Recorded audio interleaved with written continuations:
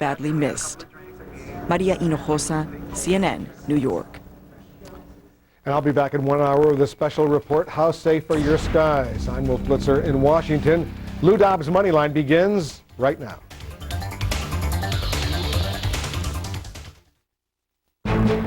Tonight on Lou Dobbs Moneyline, the White House defends efforts by Vice President Dick Cheney to collect money owed to Enron. Senator Fred Thompson's Governmental Affairs Committee will investigate the growing scandal. He'll be our guest tonight.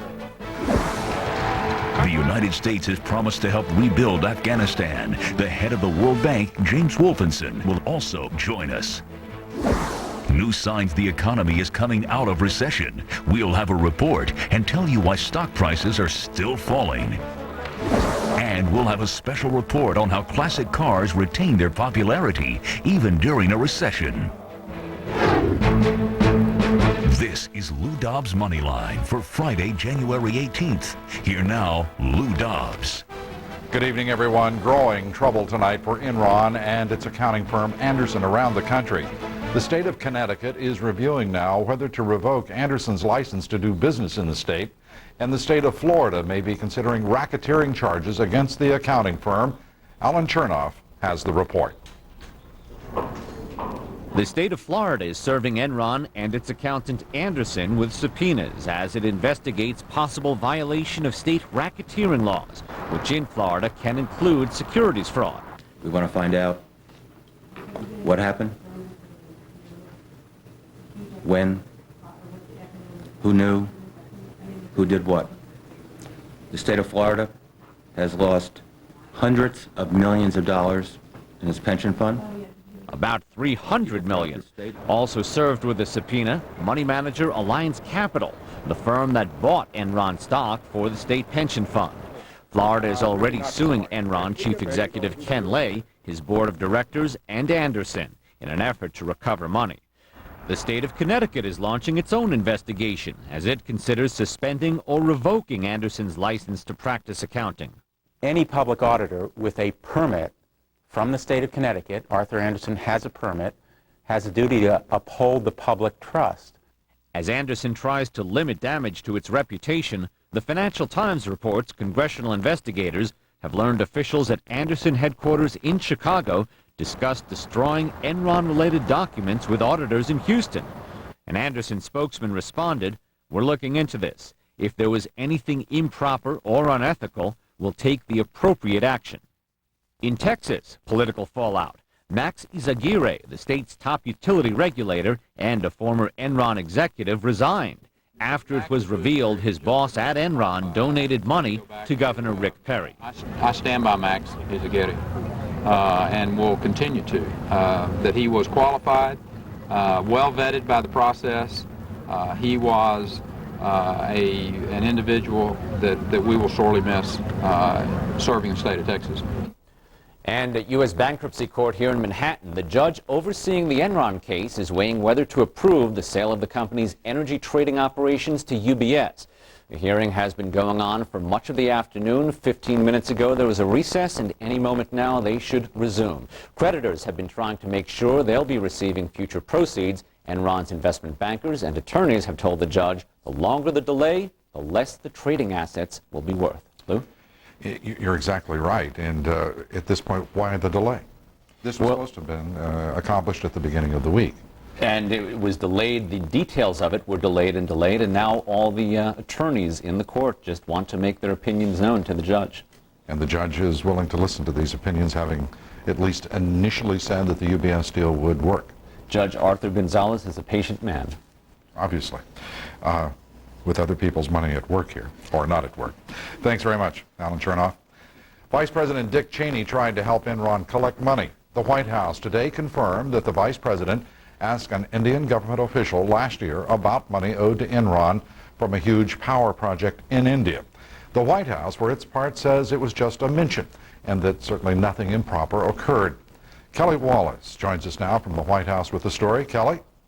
Well, Lou, as you know, some Democratic lawmakers have been questioning the administration's ties with Enron, but the White House, for its part, said a couple of things today. Number one, aides here said that no one at Enron asked the vice president to bring up this matter during his June meeting with India's opposition leader, Sonia Gandhi. They say the vice president brought the matter up, and the matter is this energy project known as the Dobbs project, a project in which Enron was owed $64 million.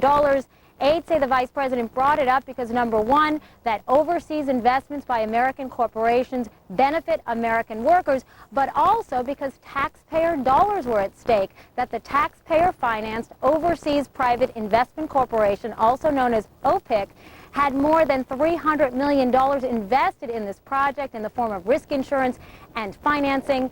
The vice president's top advisor saying today that Mr. Cheney did exactly what he should have done. He said, what is the status of the Dobbs project? And he was answered, and they moved on. That is his job. He was asked to do that by no one other than our interagency process. But that is the job of this government, any administration, to protect American investment abroad. And in this case, this is an American insured investment, so the taxpayers would have to pick up the change here if it goes under. And we also know that OPIC officials were hoping that President Bush would discuss the matter with Indian Prime Minister Vajpayee during his meeting back in November, but Mr. Bush did not bring up the subject. According to emails obtained by CNN between OPIC officials, one official writes, quote, confirmed that President Bush cannot talk about Dobbs. Again, Dobbs is the energy project in question. The email goes on to say that Lawrence Lindsay, the president's top economic advisor, quote, was advised that he could not discuss Dobbs. Now, Lawrence Lindsay served as a consultant to Enron before joining the Bush administration, and White House Press Secretary Ari Fleischer did say today that administration lawyers recommended to Mr. Lindsay that he not discuss the matter with Indian government officials because of a conflict of interest. Fleischer also said that Mr. Bush did not bring up the issue simply because the vice president had already raised it during an earlier meeting. Bottom line here, Lou, White House officials say no one did anything wrong. In fact, Ari Fleischer says that Commerce secretaries during the Clinton administration actually discussed this project as well with Indian government officials, but Democrats in the Congress say it is another example of how Enron may have benefited from administration actions or policies, and they want more information on any meetings between Enron officials and White House advisors. Lou? Kelly, thank you very much. Kelly Wallace from the White House. Shareholders are suing Enron executives and board members, accusing them of dumping Enron stock, more than $1 billion worth. Brooks Jackson joins us now with a closer look. Brooks? Well, Lou, this is one of those stories where the more you learn, the less you know for sure. To start, that $1.1 billion figure the lawyers use is misleading. It covers more than 3 years of stock sales, and more than 80% of that was while the stock was going up, but less than 20% of those shares were dumped when the price was going down. It's also inflated. The total is just the gross proceeds from the sale without accounting for the cost of exercising the stock options. Here's an example. When Ken Lay sold 2,500 Enron shares last July 31st at $45.98 a share, the gross proceeds amounted to nearly $115,000.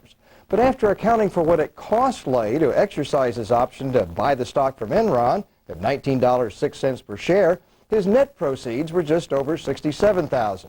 That's still not bad. Lay clearly pocketed tens of millions of dollars, but was he dumping stock knowing bad news was coming? That's not clear at all. That July 31st sale was actually the last recorded sale by Lay. He stopped selling as the price declined further. And in fact, at the end of August, about the time Enron executive Sharon Watkins was warning him that Enron faced an accounting disaster, Lay actually bought 93,630 shares of Enron. Was that a vote of confidence in the company? Well, maybe so, but then again, maybe not. The shares had a market value then of just over $3.5 million, but Lay paid just under $2 million by exercising more options, leaving him with an instant profit on paper of nearly $1.5 million. And now it turns out that Lay got rid of a lot of Enron stock in transactions that have yet to be reported. From last February through mid-October last year, Lay was turning back big chunks of his stock to Enron. According to his lawyer, there were perhaps a dozen such transactions. Lay had borrowed money from Enron, secured by the Enron stock he owned, and he was facing margin calls as the price declined. So rather than pay cash, he turned over stock, effectively selling it to Enron. And again, some of those transactions came after that late August warning Lay received from Watkins. But how much stock, how much money, what dates exactly? Public reports on that don't have to be filed until next month. So the full picture is still emerging. Lou?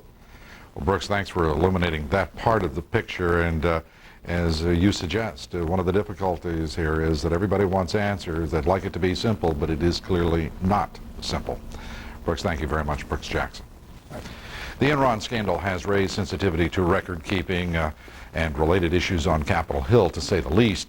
That new reality today sent shares of Clone plunging 30%. A government committee said that it would investigate allegations that Clone may have misled investors about a cancer drug. Steve Young joins us now with more on the story. Steve? Lou, one pharmaceutical analyst told me Congress fired a shot across Clone's bow because of heightened awareness because of the Enron scandal. The same committee is investigating the fallen energy giant. Many analysts and medical researchers believe the biotech company's cancer drug, Erbitux, has huge money-making potential. It focuses sharply on cancer cells and magnifies the effectiveness of standard chemotherapy. But the Food and Drug Administration late last month said it wouldn't grant approval for the first use until Clone produced much better clinical records. CEO and President Sam Waxel later told an investors conference, quote, "What happened was that we put together a faulty package and we screwed up." That's puzzling because Bristol Myers Squibb has invested $1 billion in Clone, has agreed to invest $1 billion more, and the drug giant knows a thing or two about getting FDA approvals. The controversy has been fueled by the disclosure that the CEO's brother, Harlan, who's the chief operating officer, sold 700,000 Clone shares before the bad news came out. The company says that was to pay a tax obligation. Clone investors have paid heavily as a result of this barrage of negative fallout. Since the first negative word from the FDA, the stock has fallen by nearly 2/3. The biotech late today said the company remains fully confident in Erbitux and looks forward to continuing its dialogue with the FDA. It's also going to have to dialogue with the House Energy and Commerce Committee, which wants a pile of records by the end of the month and wants to question the CEO and other employees too. Lou? And in the case of Clone, there are some startling disconnects, if you will. The FDA, in point of fact, had told Clone that its trials were not satisfactory, and yet the company proceeded. The company tried to minimize all that, apparently in the view of some investors, large ones, spinning. Spinning. And what you call spinning, some might call outright deceiving. Indeed. Okay, Steve, thank you very much. Steve Young. Next week, the Senate holds new hearings into the collapse of Enron. The goal of the Senate Committee on Governmental Affairs is to try to find out how it all happened. Senator Fred Thompson is the ranking Republican on the committee and is here with us tonight. Senator, good to have you here. Thank you very much. What, in your judgment, is the most important thing for you and the committee to determine here? Well, there are a couple of different levels, I guess. First is the age-old, what did they know, when did they know it? But ultimately, more importantly, what about the system? How could this have happened? What do we need to do to try to make it less likely that it happen again?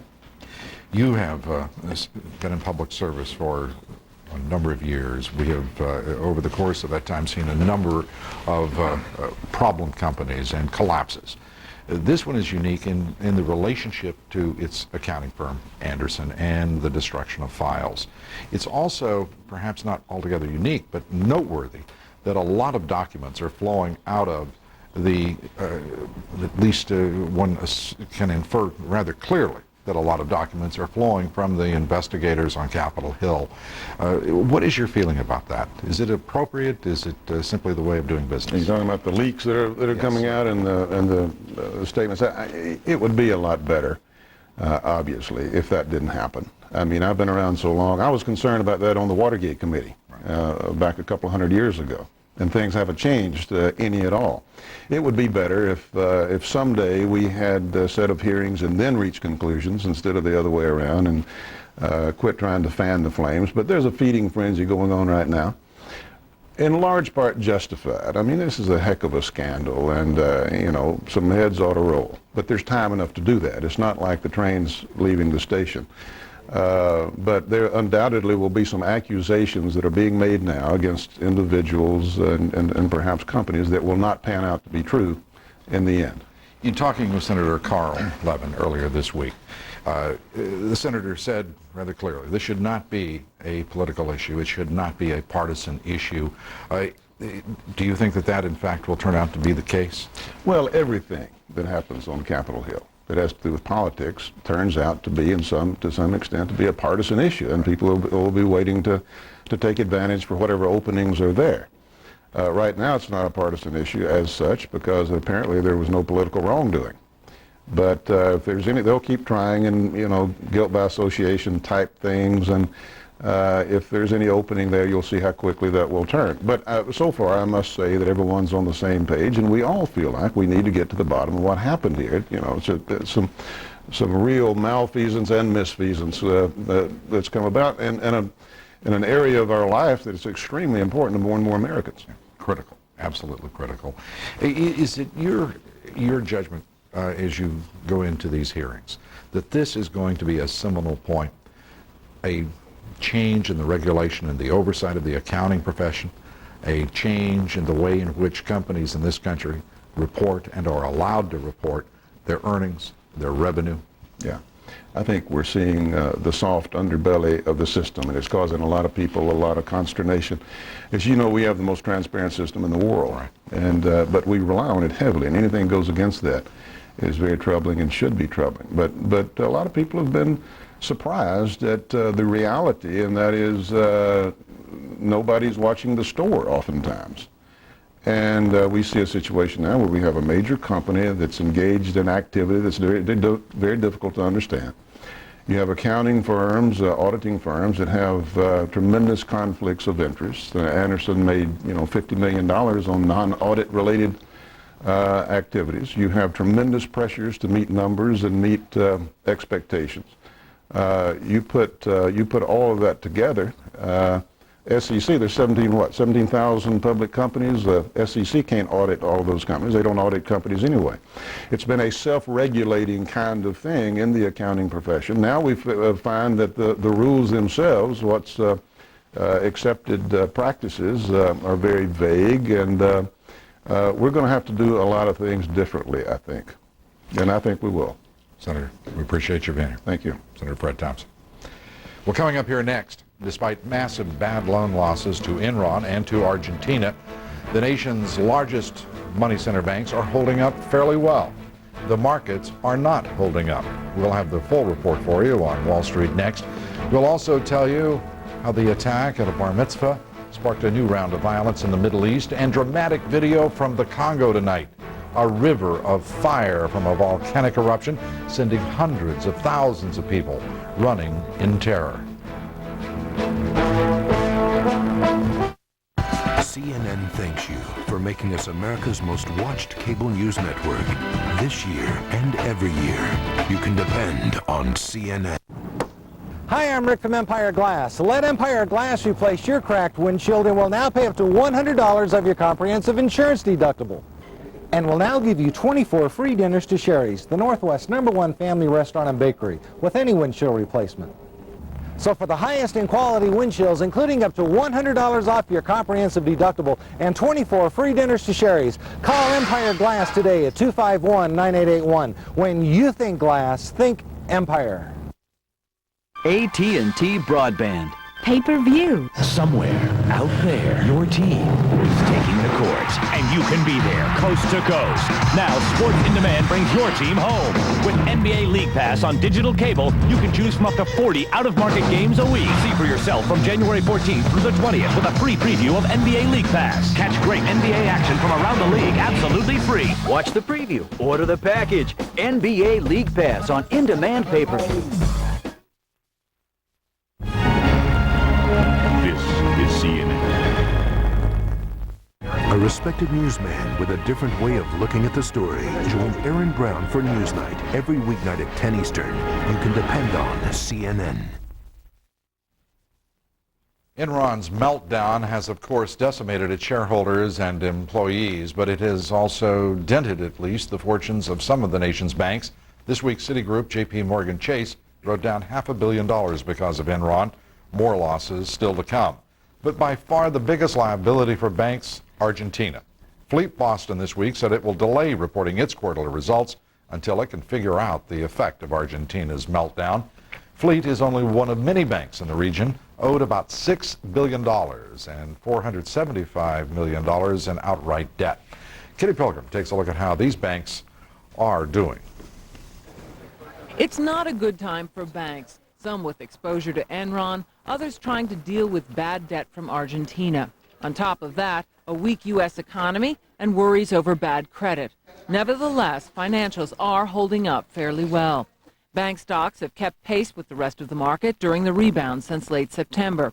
Bank analysts say the downside risk to bank stocks is not as bad as might be expected. For the most part, these companies have addressed Enron exposure pretty aggressively. Citigroup actually wrote down their unsecured portion about 50% today, and some of the secured portion they still expect to collect on. Banks have weathered the economic slowdown well. Low interest rates have enticed consumers to take out mortgages and buy more on credit. Yet with the downturn in the economy, the exposure of banks to bad credit is much less than in the past. A look at a chart that shows the last recession and the current downturn finds the high levels of non-performing assets during the '91 recession were not duplicated in the current downturn. This is just the time to be worried about credit quality when we're at the trough of a recession. So people are worried about the right thing. Relative to history, though, the banks have done a tremendous job, and their portfolios are in considerably better shape than we've seen them in past recessions. Now, that doesn't mean that banks or bank stocks are poised to go higher. Both J.P. Morgan and Citigroup emphasized the difficult year they'd been through and the distant prospects for an economic rebound. And that, after all, is the climate in which banks not only survive, but thrive. Lou?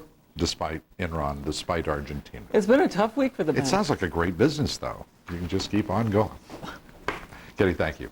Stocks extending the week's losses on Wall Street. Heavy selling on IBM, Microsoft weighing on the markets today after disappointing earnings news. For the week, the Dow down more than 2%, the Nasdaq down almost 5%. The S&P 500 down more than 1.5% on the week. Our correspondents following the markets and the economy here now. Christine Romans, Greg Clark, and Kathleen Hayes joining Kitty Pilgrim and myself. First, let's turn to you. I mean, this has been a tough week here. It really has, Lou. If there's any solace, I guess, any consolation, is that the volume wasn't that great any of these days. The breadth was narrow. There was never a runaway day of decliners or a runaway day of advancers. So it's just showing the market stable but down. Is that it? Stable but down. No, you're absolutely right. It means that there's a lot of volume in the top 10 traded stocks there, and then outside of that, you're seeing as many stocks moving higher as moving lower. The week of the reality check for technology investors. First batch of earnings reports come out, not nearly as rosy in terms of outlook as a lot of folks anticipated. And a lot of folks had to reevaluate, how long do I want to be in these tech stocks? Investors were really expecting things to improve markedly? Unrealistically so. Definitely. They were expecting the comments to be a little more upbeat. You did get some good words out of Apple and out of Dell Computer today. Intel says things are still, cloudy in their words. So, that wasn't what the markets wanted to hear. Nobody used the word visibility? Yes, visibility was thrown into lack of.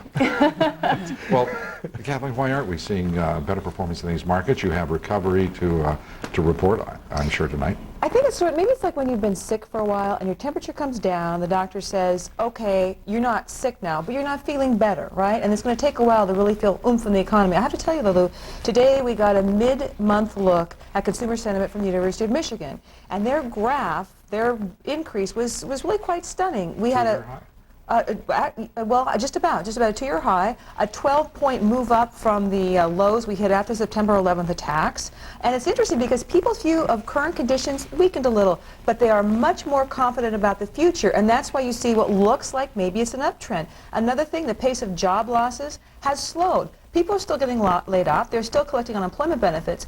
But it looks like maybe the peak for that, the peak of badness, was October. The peak of badness. The peak of job layoffs. And the thing that's interesting is they tend to peak about 3 months before the recession ends. So this could be the month when it begins. But again, just because you're not sick anymore doesn't mean you leap up and say, I'm going to run around the block in jumping jacks. All of those folks who are hearing you say that we hit the peak of badness and watched Sun drop, what, this week, 8%? About 8%. Who watched Cisco fall back as well. Watched IBM today drop about 3%. they're not going to be feeling a lot better, do you think? Stock market got way ahead of everybody, and I think the stock market said, we're doing better. Stocks are rising, therefore the economy must be doing better. And it is, but it just isn't going at the pace the stock market would like to see. When you talk about tech stocks doing so well, industrial production, we saw auto output shoot up, and high-tech production picking up a little bit at the end of the year. Kenny, you're reporting on the banks. They've had a difficult, as you say, period.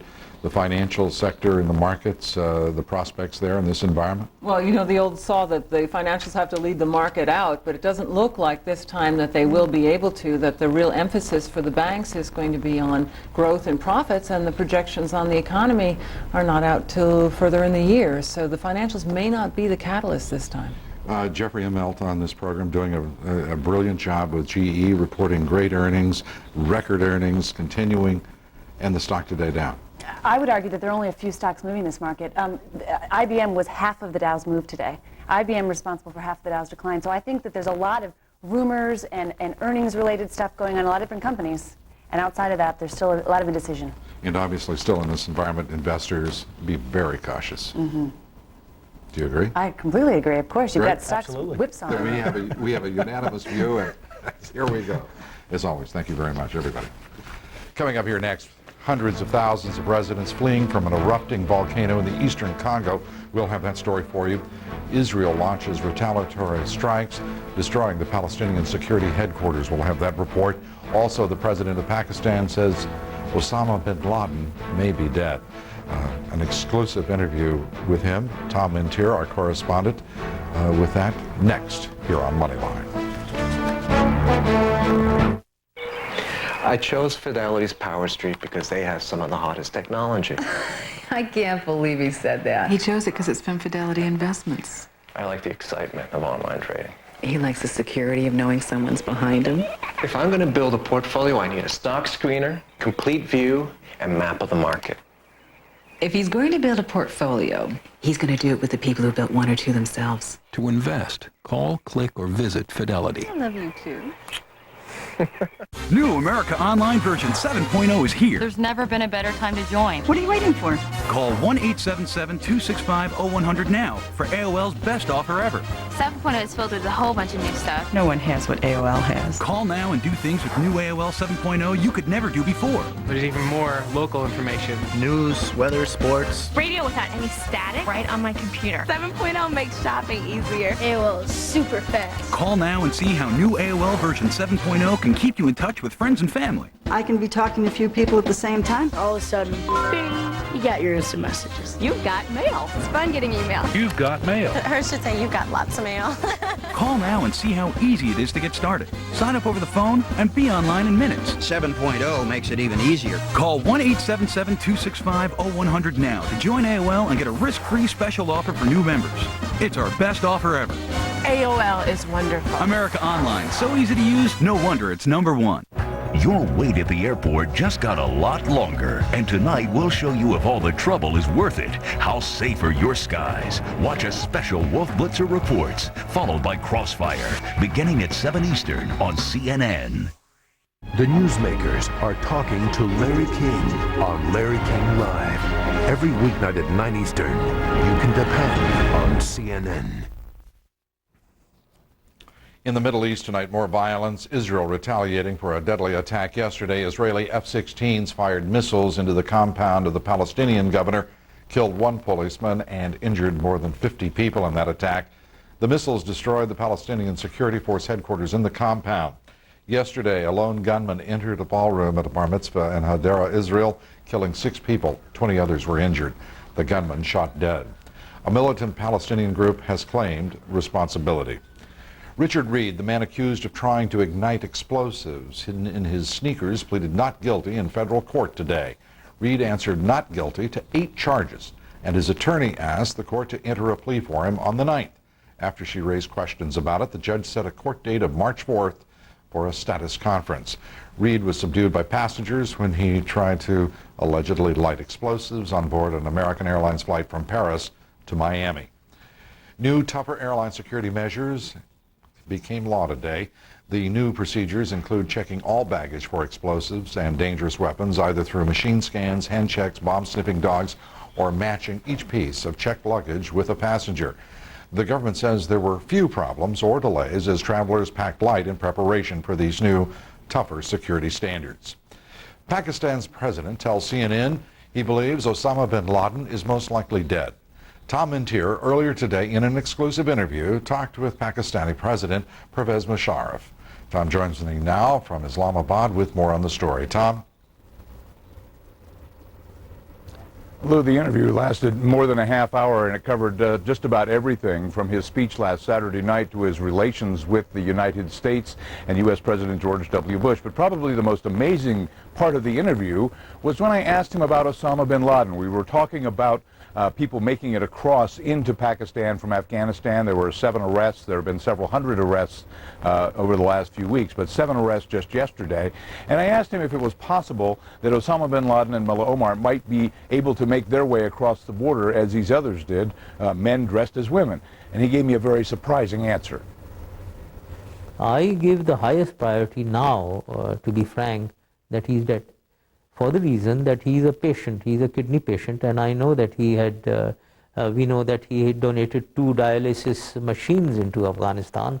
One was specifically for his own personal use and the other for general use. Now, I really don't know whether he's getting, he's been getting all that treatment in Afghanistan now.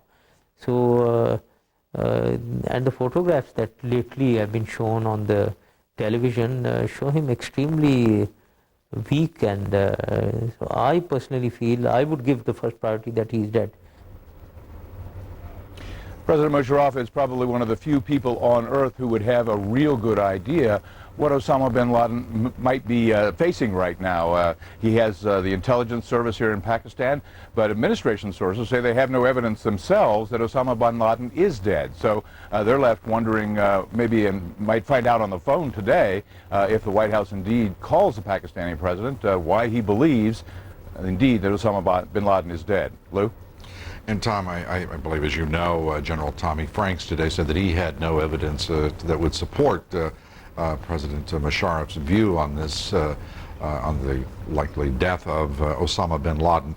But he is only half of the equation. Muhammad Omar, any suggestion by Musharraf as to where he might be?